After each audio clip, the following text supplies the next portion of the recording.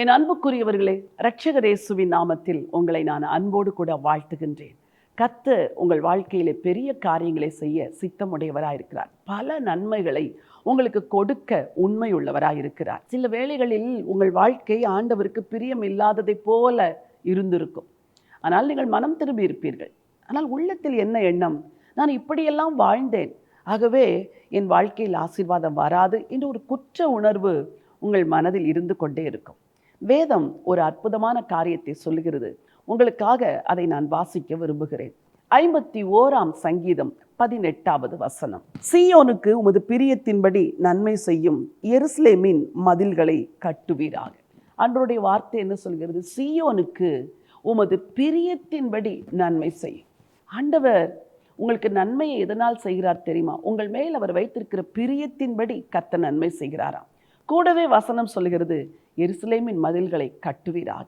நன்மை செய்கிற கர்த்தர் உங்கள் வாழ்க்கையிலே இடிந்து போய் கிடக்கிற காரியங்கள், உடைந்து போய் கிடக்கிற காரியங்கள், உடைந்த உறவுகள், இழந்த நன்மைகள், இவைகளை எல்லாம் உங்களுக்கு திருப்பி தர உண்மை உள்ளவராயிருக்கிறார்.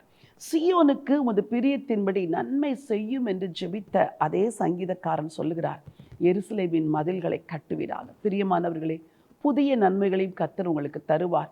இழந்து போன, உடைந்து போன பழைய நன்மைகளையும் ஆண்டவர் திரும்ப உங்களுக்கு கட்டி தருவார். உறவுகள் உடைந்து போயிருக்கிறதா? குடும்பத்தில் பிரிவுகள் இருக்கிறதா? பிளவுகள் இருக்கிறதா? உறவுகளிலே விரிசல்கள் இருக்கிறதா?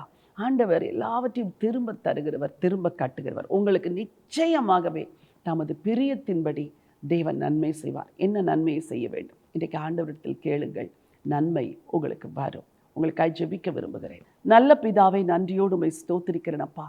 சீயோனுக்கு உமது பிரியத்தின்படி நன்மை செய்கிற கர்த்தர், எருசலேமின் மதில்களை கட்டுகிற கர்த்தர், உம்முடைய பிள்ளைகளுக்கு உம்முடைய பிரியத்தின்படி தேவன் நன்மை செய்ய வேண்டும் என்று சொல்லி ஜெபிக்கிறேன். அவருடைய இடிந்து போன வாழ்க்கை, உடைந்து போன உறவுகளை எல்லாம் ஆண்டவர் திரும்ப கட்ட வேண்டும் என்று சொல்லி ஜெபிக்கிறேன் ஐயா. உம்முடைய வலதுகரம் கூட இருப்பதாக, உம்முடைய வலதுகரம் நன்மைகளை செய்வதாக, உம்முடைய வலதுகரம் ஆசீர்வாதத்தை தர வேண்டும் என்று சொல்லி ஜெபிக்கிறேன். எருசலேமின் மதில்களை கட்டுகிறவர், இவர்கள் வாழ்வின் மதில்களை கட்டுவீராக. உம்முடைய அடியாள் உம்முடைய சன்னிதானத்தில் நின்று உம்முடைய ஜனங்களை ஆசீர்வதித்து ஜெபிக்கிறேனப்பா. உங்க பிரியத்தின்படி உம்முடைய ஜனங்களுக்கு நன்மை செய்யுங்கப்பா. உங்க மன விருப்பத்தின்படி நன்மை செய்யுங்க. உங்க தயாளத்தின்படி, உம்முடைய ஐஸ்வர்யத்தின்படி உங்க ஜனங்களை ஆசீர்வதிங்க. யாருடைய வாழ்க்கையெல்லாம் நன்மைகள் விலகி போய் இருக்கிறதோ, நன்மைகள் அவர்களை விட்டு தூரமா இருக்கிறதோ, நன்மைகளை இழந்து போய் இருக்கிறார்களோ, அவர்கள் எல்லாருக்கும் கர்த்தர் நன்மைகளை திரும்ப வர்ஷிக்க பண்ண வேண்டும் என்று சொல்லி ஜெபிக்கிறேன். ஆண்டவருடைய கரமுடைய பிள்ளைகளோடு இருந்து அவர்களை நடத்தட்டும்.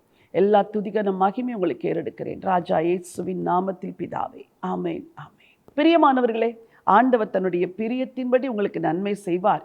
இழந்து போனதை திரும்ப தருவார், உடைந்து போனதை திரும்ப கட்டுவார். இந்த நம்பிக்கையோடு இந்த நாளை துவங்குங்கள். இந்த நாள் ஒரு வெற்றியின் நாள். God bless you.